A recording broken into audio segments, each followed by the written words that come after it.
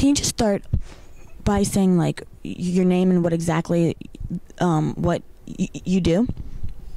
I'm an educator, I'm a hip-hop artist, and I'm a social entrepreneur. I'm a founder of Guerrilla Arts, Inc., and I'm based in Washington, D.C. Okay. So I guess most people, I guess they would know you from like a theme song for like a great show. Can you tell me, because I read the words to that song and it's very in detail. Can you just tell me, can you tell us the show that it's for and how you wrote the song and what the song is about? This theme song that you're speaking about is for the Boondocks cartoon. I am the stone that the builder refused.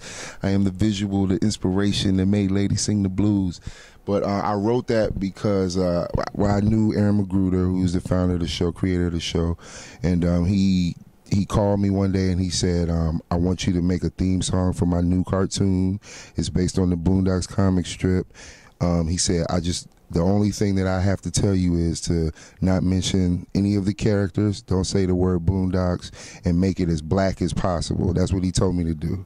So I tried to make these theme songs. I did one version. I sent it to him. He emailed me back and was like, no, that's not it. I need something different. So long story short, I made 6 versions of the theme song that were rejected. The 7th one was the one that you hear on the show now. And so it took me 7 times to really get the crux of what he wanted to convey. And I mean, I wrote the verse just kind of as a metaphor for black people in America, really throughout the world. We are the stones that the builder refused. We're the ones who people threw away, cast away, but we end up being the cornerstone of, fashion, of music, of sports, of every other type of industry. We ended up dominating and taking over. So, it's just a metaphor for who we are as black people. You went to college, right? And what exactly did you study in college? I studied anthropology. I was an anthropology major at University of Virginia. Yep. And I wanted to get into museum education and work at the Smithsonian. I had this whole idea of what I wanted to do, but I ended up teaching and staying with it, and I've been teaching for 17 years now. So how did you start to rap? Like, when did that, or like write, or just write in general? Because it's more of like, I mean, it's rapping, but it's more like poetry and more way. So how did that start? I've always wrote, kept a little notebook and wrote rhymes. I used to write rhymes of my favorite artists, like my favorite songs. I would just keep collections of all my favorite lyrics, and then that turned into me writing kind of like freestyle poems, and I would do these poems, and then one day I ended up spitting one of the poems over a beat. And I remember one of my friends just being like, yo, that was really good, man. You should keep doing that. So I just kept recording and messing around in people's basements and little makeshift studios for years. And that was all through college. And then when I got out of college, by the time I graduated, we put our first EP out, which was Cosmology, me and Blue Black from the Unspoken Herd. So I've been doing it, just over time. I just kind of kept going with it. In DC, there's a huge spoken word poetry scene, so I came up in that too, all of the U Street spots, and I used to do open mics and all of that for a couple years. So that all just kind of honed my skill and what I've been doing, and it is kind of like my hip hop is kind of spoken word, but it's rhythmic, so Okay. So would you consider it rapping or poetry? No, I would consider it. I would definitely consider it hip hop. It's just, I'm from an era of hip hop culture where, my heroes were guys that don't do anything like what's out now. So, I guess my tribute to them is to maintain the tradition that I came up in. So when I speak about topics like being black or the African diaspora or what's going on in the world or with our kids or what have you, it's because I grew up in that kind of hip-hop era. And so I'm just maintaining it, holding the torch. Okay, so with you being a teacher, what exactly do you try to teach your kids when you're teaching them? Well, you know, right now I'm currently an administrator, but I still do classes. I still teach and kind of help other teachers and do things like that. But what I guess the biggest thing that I tell all teachers is, you know, to try to find the metaphor in everything. So if we're talking about Shakespeare, Romeo and Juliet, then I need to find a real life metaphor for that situation. Like, what other scenarios have a boy and a girl come together and their families not necessarily want them together? And can you relate to that? So just trying to find ways to be relatable. And I try to give them skills that they can use beyond school. So my whole theory is to just kind of develop their thirst for wanting to know more, and then putting them on the path to finding it. Even if I'm not there, they should want to find out more things and inform themselves. So it's really just about empowerment, you know, and kind of liberating them and kind of trying to empower them to get out and do better for themselves, more than me trying to cover a standard or a test score or what have you. Because where I am, where I've been working in the areas that I work in, you know, life is hard enough. So school is just almost a distraction for some of my kids. So how do you reconcile that as a teacher? You have to show how what we're doing here in the school building relates to what they need to know out there, and how it can help them beyond when they graduate and get their diploma.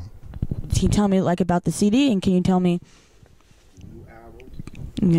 Okay. It's called Sleepless. It's called Sleepless in Soweto. It's dedicated to the country of South Africa. It's dedicated to the continent in general.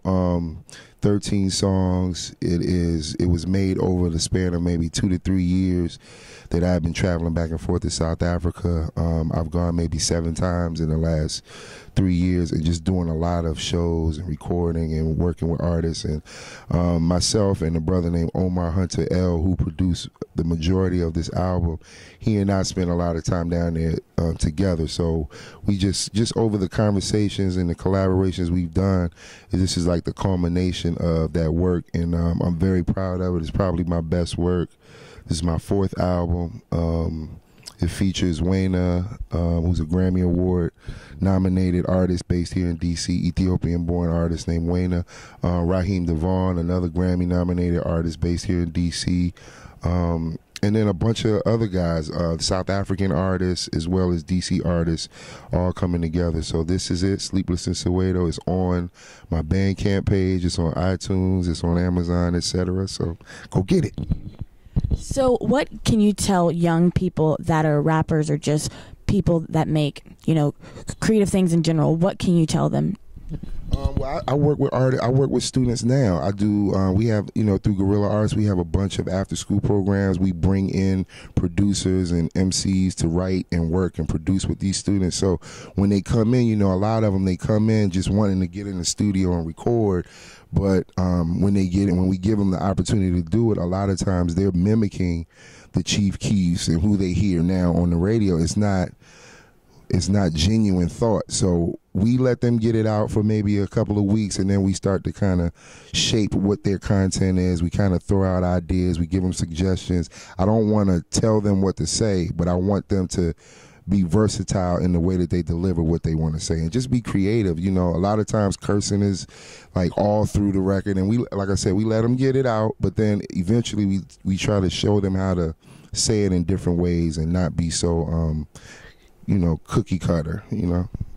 So what do you think about hip hop now? Because I feel like it's changed, like, you know, within like 5 years ago, like it was a lot. It has changed. It's like in 5 years, I don't know exactly what it will be. So what exactly do you think about the hip hop now in 2013?